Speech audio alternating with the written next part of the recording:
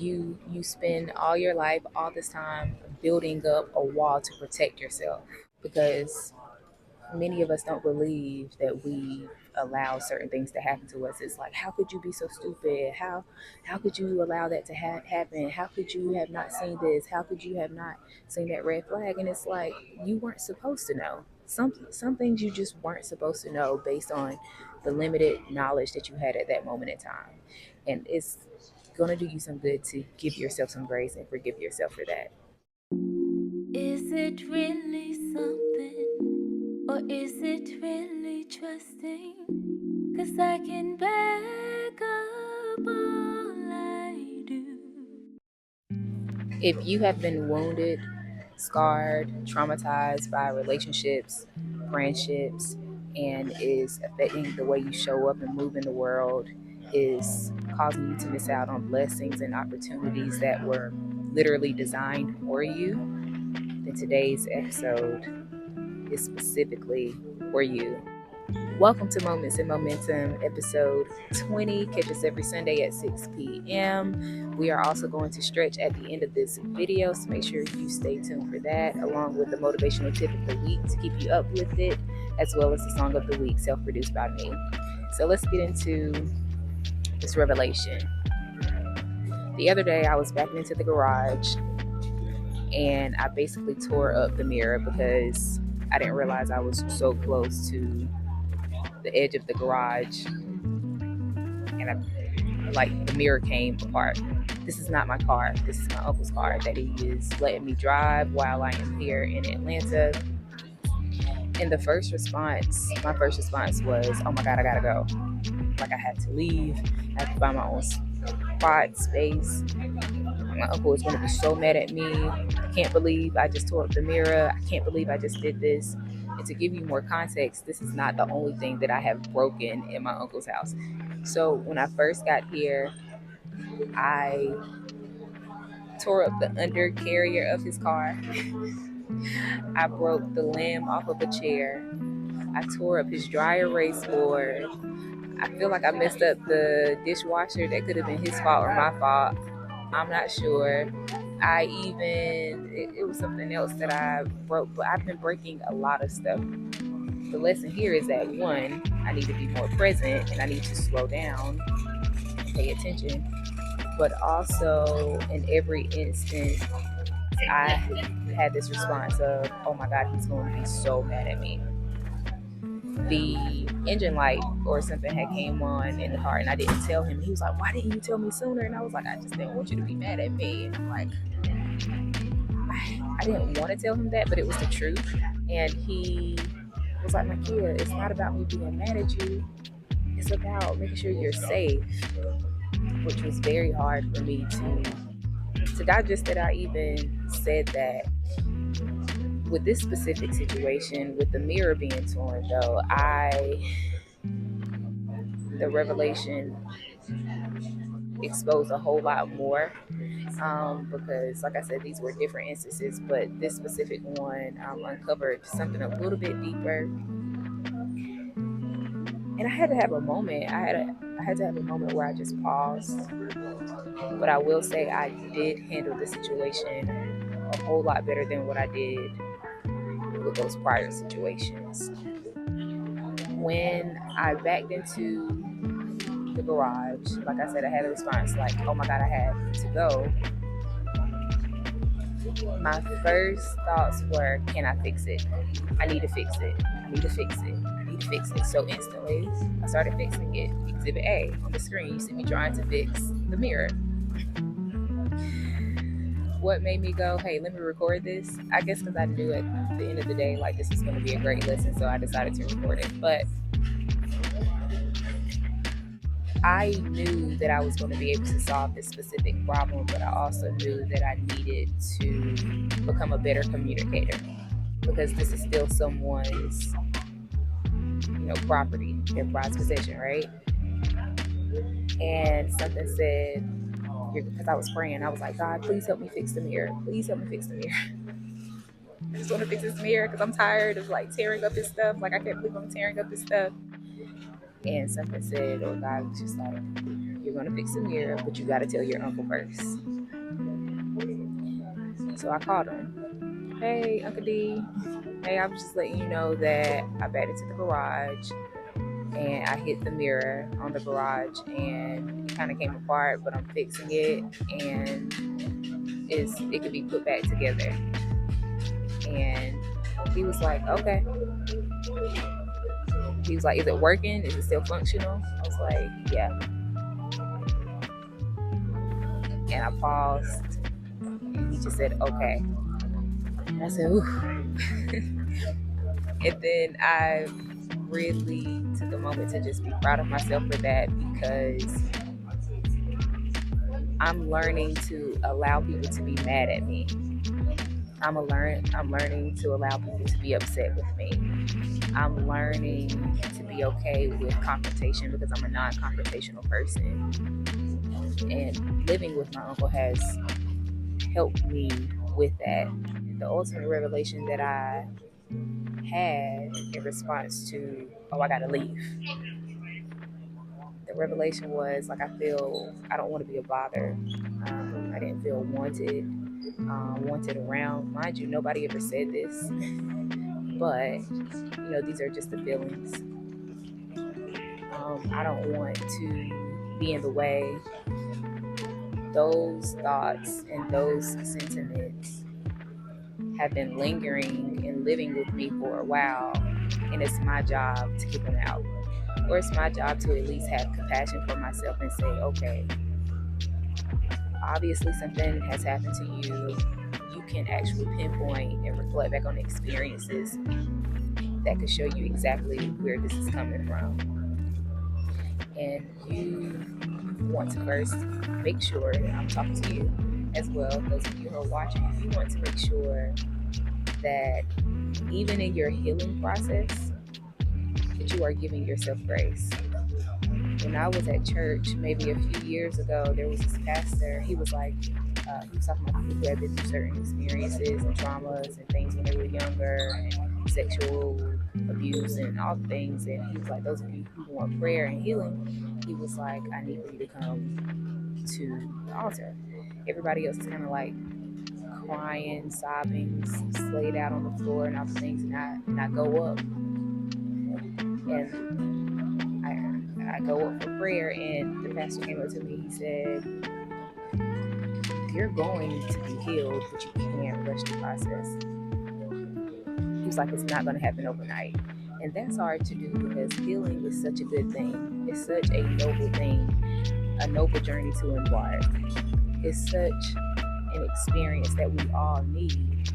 But it sucks when you realize, like, oh wait, this is not just me taking myself out to eat, taking myself on a trip, cutting people off, and then boom, it's over, I'm done, I'm healed.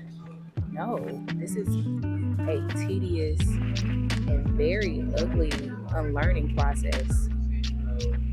It's disarming your own pride and ego. Is allowing the truth to eradicate what you thought was permissible. And it hurts. It hurts. Sometimes it hurts just as much as the actual hurt, but instead it's a hurt that is actually healing you. It hurts because you spend all your life, all this time, building up a wall to protect yourself. And when you realize that this wall of protection is actually hindering you, that it's a lie, and something comes to just disrupt and dismantle, disarm this whole wall, it feels like you're that person again who's in the moment of being abused or being harmed. It takes you back, because a lot of this has to do with forgiveness too.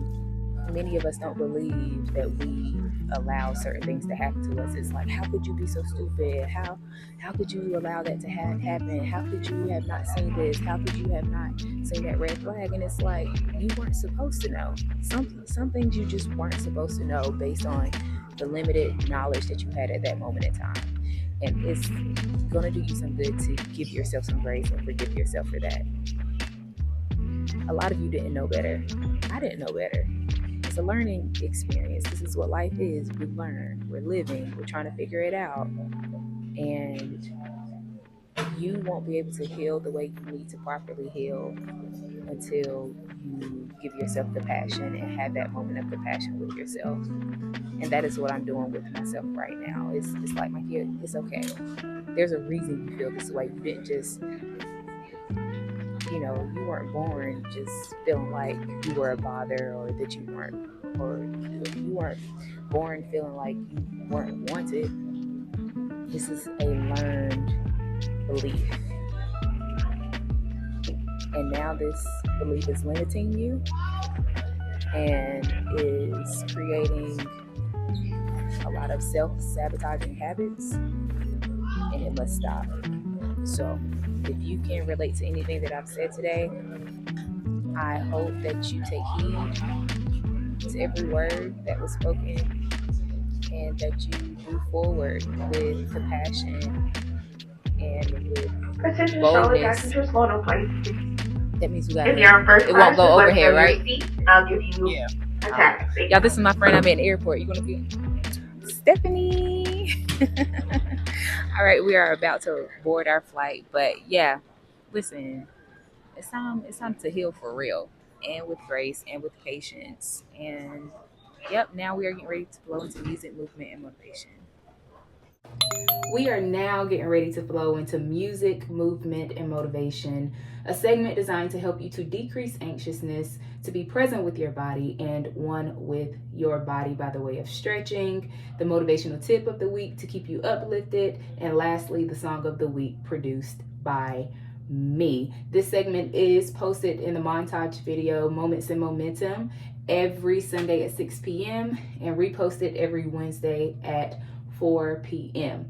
And if you feel like, Mikeya, what we did today in this stretch or in this video is not enough, you can always go to this playlist right here to binge and stretch as much as you need to.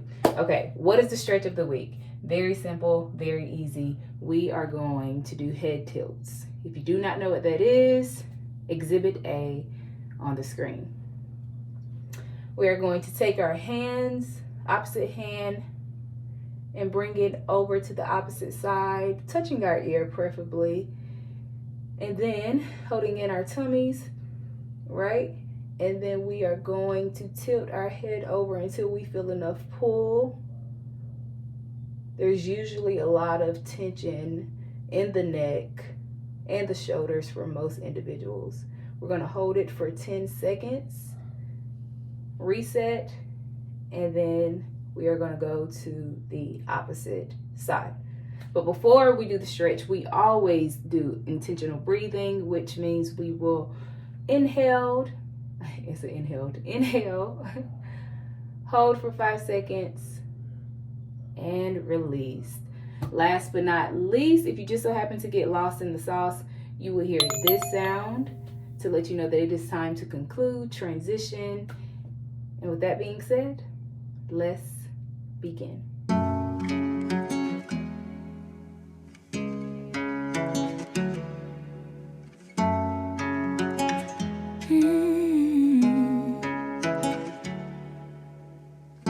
I am back after my panic attack. Apparently, it wasn't a fan that you were trying to hurt me. So now I'm back. I'm sorry. Do you accept my apology? I've been like, I wonder if you think I'm out of my mind. I'm sorry. Do you accept my apology? I've been wondering if we could try this one more time.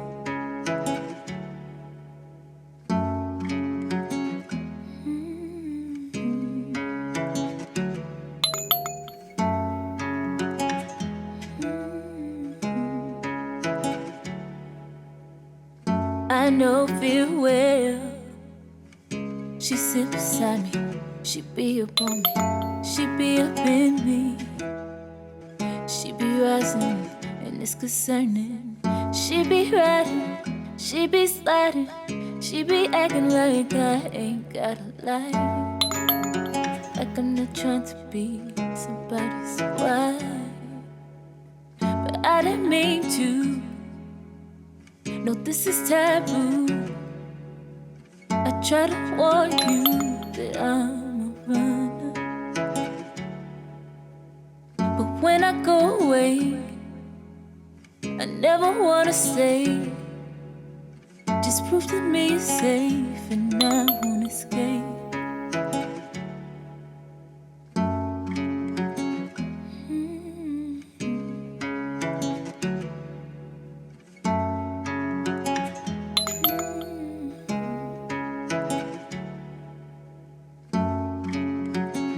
Are you here to stay? I think you two like running away, and I know my place where it's safe, but I hate it. It's so degrading, like I'm not brave and I'm not made for this. I don't like losing, I don't like choosing the lesser, weaker, comfortable, lighter choice. I like to boss up, be about it, cause I'm about it, even though I'm afraid, cause I'm gonna find my way at the end of the day. I don't know why I push you away the way I do,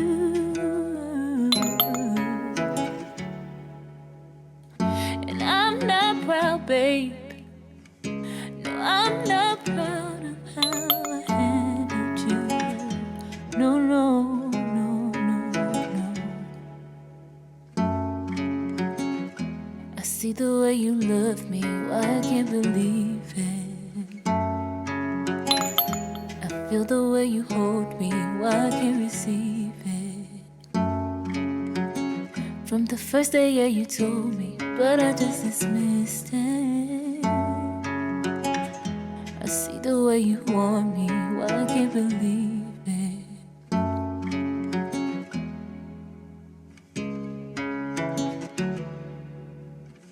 But if you're trying to be better, you gotta use the God in you to perform your own miracles sometimes.